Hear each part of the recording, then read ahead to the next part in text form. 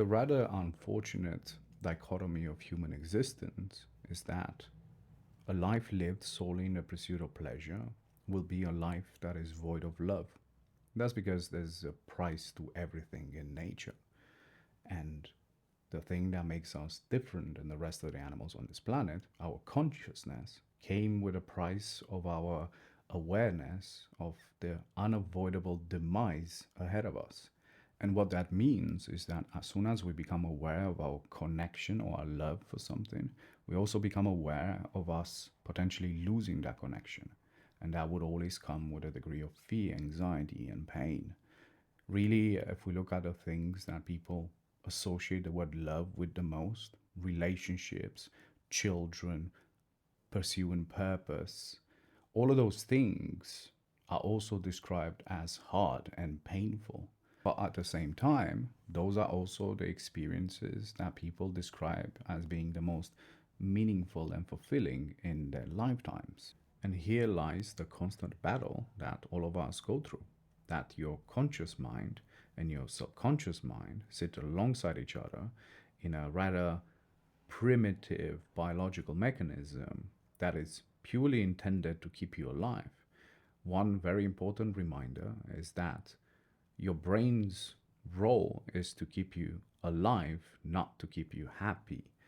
And in a cruel joke of nature, that human happiness and fulfillment is part of this conscious decisions to go towards risk, pain, and being uncomfortable.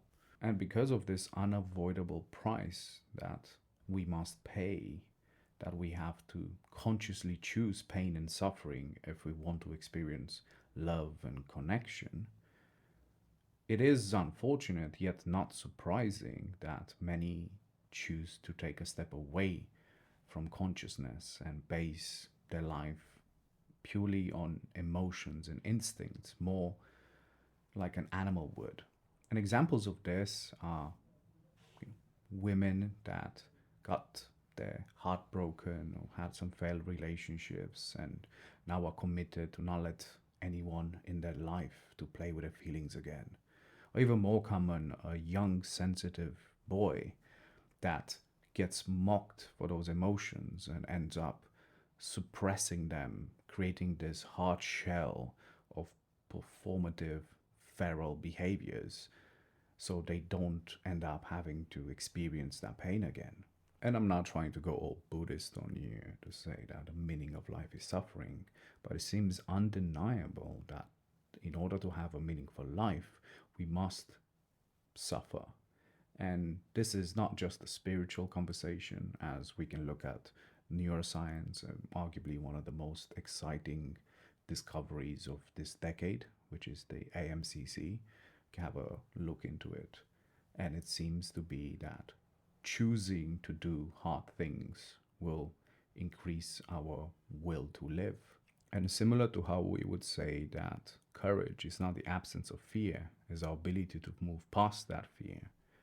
Success is not the absence of problems. If we think about it, the homeless person and Warren Buffett both have money problems. They both spend an awful amount of time thinking about money, despite of the massive objective difference.